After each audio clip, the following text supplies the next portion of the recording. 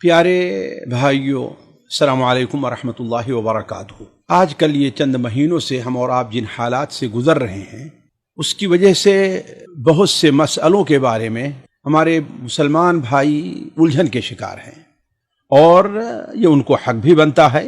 یہ کہ اللہ تبارک و تعالیٰ نے ابھی اس امت میں کچھ ایسے لوگوں کو رکھا ہے جنہیں دینی امور اور دینی اقدار کی قدر ہے۔ اگر کسی عمل میں کوتاہی ہونی شروع ہو جاتی ہے تو کم سے کم کچھ ایسے لوگ ضرور موجود ہیں جنہیں اس کی فکر ہوتی ہے کہ اب ہم ایسے موقع سے کیا کرنا چاہیے۔ انہی میں سے ایک مسئلہ یہ ہے کہ اس وقت جیسا کہ ہر طرف سے لاک ڈاؤن ہے، مسلم ممالک میں بھی غیر مسلم ممالک میں بھی، وہاں جہاں مسلمان ہیں، وہاں جہاں مسلمان بہت اقلیت میں ہیں، جہاں مسلمان اکثریت میں، ہر جگہ کی یہ صورتحال ہے۔ اب ایسی صورت میں ہمارے بہت سے بھائیوں کو یہ سوال ہوتا ہے کہ آخر ہم عید کی نماز کیسے پڑھیں اور کیا کریں۔ دیکھیے، اس میں دو مسئلے ہیں، بلکہ تین مسئلے میں آپ کے سامنے رکھتا ہوں۔ پہلا مسئلہ تو یہ ہے کہ جہاں تک عید کا تعلق ہے، عید کی نماز بڑی تاکیدی سنت ہے، اور اگر یہ کہا جائے کہ عید کی نماز واجب ہے تو شاید کوئی زیادہ غلطی نہ ہو، اس لیے کہ نبی کریم صلی اللہ علیہ وسلم نے عید کی نماز کبھی نہیں چھوڑی، بلکہ آپ صلی اللہ علیہ وسلم نے تو اپنے ساتھ یعنی عید کی نماز کے لیے آپ ہی نہیں بلکہ عورتوں کو اور بھی لے جانے کا حکم دیا کرتے تھے۔ تو عورتوں کو جانے کا حکم دینا، اس کا مطلب یہ ہے کہ مردوں پر تو یہ سنت بڑی تاکیدی ہے۔ تو پہلی چیز تو یہ ہے کہ عید کی نماز یہ ایک تاکیدی سنت ہے، یا کہ واجب ہے، اور ہر شخص کے اوپر واجب ہے، مرد ہے یا عورت۔ اس میں یہ نہیں ہے کہ جمعہ جیسے عورتوں پر واجب نہیں ہے، ٹھیک ہے، لیکن عید کی نماز کے لیے نبی کریم نے عورتوں کو لے جانے کا حکم دیا۔ اس کا مطلب عید جو ہے وہ جمعہ سے مختلف ہے، عید کی نماز جمعہ سے مختلف ہے۔ اس کی ایک وجہ یہ بھی ہو سکتی ہے کہ جمعہ کے لیے اس کا ایک بدل ہے، وہ کیا، ظہر پڑھ لے، لیکن عید کا کوئی بدل نہیں ہے۔ یہی سے ہمارے ان بڑے بعض بھائیوں کی غلطی سامنے آتی ہے جو کہتے ہیں کہ اگر ہم مسجد میں جمعہ نہیں پڑھ سکتے تو دو چار آدمی ہم گھر کے اندر ہیں تو اپنے طور پر جمعہ پڑھ لیں۔ یہ بات صحیح نہیں ہے، اس لیے کہ جمعہ عام لوگوں کے ساتھ مسجد میں ہے، اور اگر کسی کا جمعہ فوت ہو جائے تو اس کے لیے دوسری چیز مشروع یعنی اصل جو ظہر کی نماز ہے وہ موجود ہے، لیکن عید ایسی چیز ہے جس کا کوئی بدل نہیں ہے، لہذا عید ہر شخص کے اوپر ہے، لہذا ہر شخص کو عید پڑھنی چاہیے۔ مسلمان مرد ہے، عورت ہے، ہر ایک کو عید کی نماز پڑھنی چاہیے۔ دوسری بات یہ ہے کہ اب سوال یہ پیدا ہوتا ہے کہ جن حالات سے ہم گزر رہے ہیں، ایسے حالات میں ہم عید کی نماز کیسے پڑھیں۔ اس لیے اس سلسلے میں دیکھیے، صحابہ کرام میں تو ایسا حادثہ پیش نہیں آیا، لیکن اسی کے مثل ایک مسئلہ پیش آیا ہے۔ مثال کے طور پر کوئی شخص ہے جو عید کی نماز نہیں، اس کو نماز نہیں ملی، چھوٹ گئی اس کی عید کی نماز، یا یہ بھی ہو سکتا ہے کہ اس کا گھر عیدگاہ سے بہت دور رہا جہاں آسانی سے پہنچ نہیں سکتا۔ تو یہ شواہد ملتے ہیں، اس لیے اس بنیاد پر علماء نے، اور جمہور کبیر علماء کا یہ ہے کہ عید کی نماز وہ لوگ پڑھیں گے، اور اصل یہ ہے کہ اسی طریقے سے پڑھیں گے جس طریقے سے عید کی نماز پڑھی جاتی ہے۔ اس کی سب سے واضح دلیل حضرت انس بن مالک رضی اللہ تعالیٰ عنہ کا وہ عمل ہے کہ جب انہوں نے اپنی آخر عمر میں کوفہ میں سکونت اختیار کر لی تھی، اور چونکہ حضرت عثمان غنی رضی اللہ تعالیٰ کے زمانے میں اور پھر اس کے بعد حجاج وغیرہ کا معاملہ آیا، ایک فتنوں کا دور تھا، اس لیے انہوں نے شہر سے دور جا کر کے شاید زاویہ یا کوئی مقام تھا، وہاں پر انہوں نے اپنا ایک محل اور مزرعہ کھیت وغیرہ رہا ہوگا، وہاں پر رہا کرتے تھے۔ تو اگر جب ان بسا اوقات جب وہ عید کی نماز پڑھنے کے لیے شہر میں نہیں آ سکتے تو اپنے اہل و عیال کو جمع کرتے، ان کا ایک غلام تھا،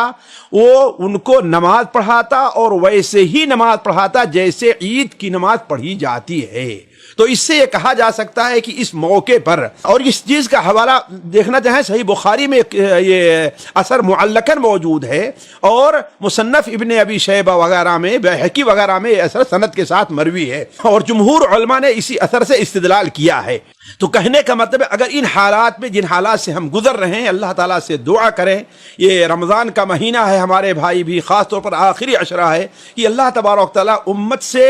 امت کو اس بیماری سے نجات دے اور جلد سے جلد انہیں مسجدوں کو آباد کرنے اور مسجدوں میں آنے جانے کی آزادی مل جائے، تو عید کی نماز گھر میں اس کا مطلب پڑھی جائے گی اور ویسے ہی پڑھی جائے گی جیسے عیدگاہ میں پڑھی جاتی ہے۔ اب سوال یہ ہے کہ ہمارے بہت سے بھائیوں کو عید کی نماز کا طریقہ معلوم نہیں ہوگا، کیوں؟ اس لیے کہ وہ سال بھر میں ایک بار آتی ہے، 2 بار آتی ہے، جاتے ہیں پڑھتے اور بھول جایا کرتے ہیں۔ تو اس سلسلے میں اصل یہ ہے کہ دیکھیں عید کی نماز 2 رکعات ہے اور اسی طریقے سے پڑھی جائے گی جیسے 2 رکعات نماز پڑھی جاتی ہے، صرف تھوڑے سے فرق کے ساتھ۔ وہ فرق کیا ہے؟ وہ فرق یہ ہے کہ جب تکبیر تحریمہ کہہ لیں اور تکبیر تحریمہ کے بعد جیسا کہ علماء کہتے ہیں ثنا پڑھ لیں تو پھر اس کے بعد 7 تکبیر کہی جائے گی۔ بعض اہل علم نے 6 کہا ہے، البتہ راجح قول ہے کہ 7 تکبیر کہی جائے گی، یعنی اللہ اکبر اللہ اکبر اللہ اکبر، یعنی 7 بار اس طریقے سے وہ اللہ اکبر کہے اور رفع الیدین بھی کرے، جیسے حضرت عبداللہ ابن عمر وغیرہ سے اس سلسلے میں وارد ہے۔ تو 7 بار کہہ لینے کے بعد اعوذ باللہ من الشیطان الرجیم بسم اللہ الرحمن الرحیم کہہ کے قراءت شروع کرے، سورہ فاتحہ پڑھے اور پھر سورہ فاتحہ کے بعد اگر اسے سبح اسم ربک الاعلی پہلی رکعت میں اور دوسری رکعت میں الغاشیہ یہ یاد ہے تو اس کو پڑھ لے، یا نہیں تو دوسری 2 صورتیں بھی نبی صلی اللہ علیہ وسلم سے صحیح مسلم میں ثابت ہے کہ آپ صلی اللہ علیہ وسلم عید کی نماز میں قاف والقرآن المجید یہ پہلی رکعت میں اور اقتربت الساعۃ وانشق القمر یہ دوسری رکعت میں آپ پڑھا کرتے تھے۔ تو یہ 4 صورتیں ہیں جو مشروع ہیں۔ پھر اس کے بعد رکوع اور سجدہ کے فارغ ہو جانے کے بعد جب کھڑا ہو تو پھر 5 تکبیریں کہے، یعنی قرات سے پہلے 5 بار کہ اللہ اکبر اللہ اکبر اللہ اکبر۔ اور اگر کوئی رفع الیدین نہیں کرتا ہے، جیسا کہ اللہ کے رسول سے تو وارد نہیں ہے، صحابہ سے وارد ہے، نہیں کرتا ہے تو اس میں انشاءاللہ کوئی حرج کی بات نہیں۔ یہ ایسے مسائل ہیں جس بارے میں لوگوں کو سختی سے کام نہیں لینا چاہیے، ایک دوسرے کے اوپر الزام لگانا، اتہام لگانا اور مجبور کرنا، اس سلسلے میں کوئی سختی نہیں ہونی چاہیے۔ تو 5 بار تکبیر کہنے کے بعد پھر بسم اللہ کہہ کر کے وہ قرات کرے اور دوسری رکعت میں جیسے کہ ہم نے کہا الغاشیہ یا ایک طرف سے پڑھے، اس طریقے سے 2 رکعت پوری کر لے۔ عموماً علماء کا یہی خیال ہے کہ اگر انسان عید کی نماز اپنے گھر میں پڑھ رہا ہے تو وہ خطبہ نہیں دے گا، وہ خطبہ نہیں دے گا۔ یہاں کے مفتی اعظم نے بھی یہی بات کہی ہے اور لجنہ دائمہ کا بھی یہی فتویٰ ہے کہ خطبہ نہیں دے گا، واللہ عالم واللہ عالم۔ میں علماء کے اقوال نقل کر دے رہا ہوں کہ خطبہ نہیں دے گا، اس لیے کہ حضرت انس بن مالک سے عید کی نماز تو ثابت ہے لیکن میں دیکھ رہا تھا کہ کہیں پر یہ وارد نہیں کہ وہ خطبہ بھی دیا کرتے تھے، واللہ عالم۔ تو علی کل حال عید کی نماز کا یہ طریقہ ہے۔ یہاں پر ایک بات اور واضح کر دوں کہ عید کی نماز میں اگر کوئی شخص عید کی اگر تکبیرات چھوڑ دیتا ہے تو اصل یہ ہے کہ پھر اس کے اوپر سجدے سہو نہیں ہے، بھول جاتا ہے یا کسی تکبیر میں اس سے کمی ہو جاتی ہے، اس لیے کہ بعض سلف سے حضرت عبداللہ عمر وغیرہ سے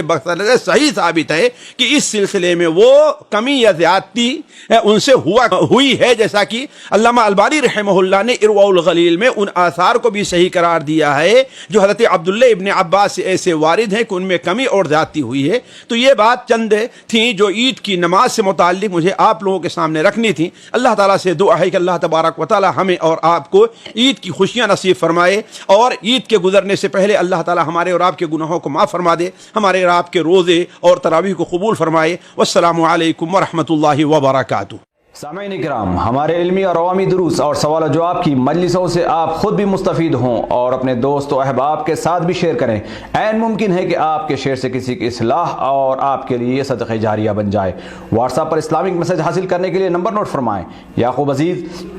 00966 5089 59707۔ واٹس ایپ سوال جو آپ گروپ میں ایڈ ہونے کے لیے نمبر نوٹ فرمائیں: عبدالسلام عمری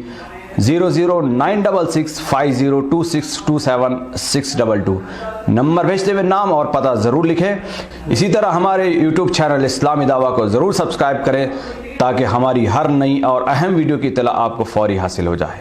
تمام دروس، مقالات اور سوال و جواب سیریز کے لیے ہماری مشہور ویب سائٹ www.islamidawah.com کا مشاہدہ کرتے رہیں۔ السلام علیکم ورحمۃ اللہ وبرکاتہ۔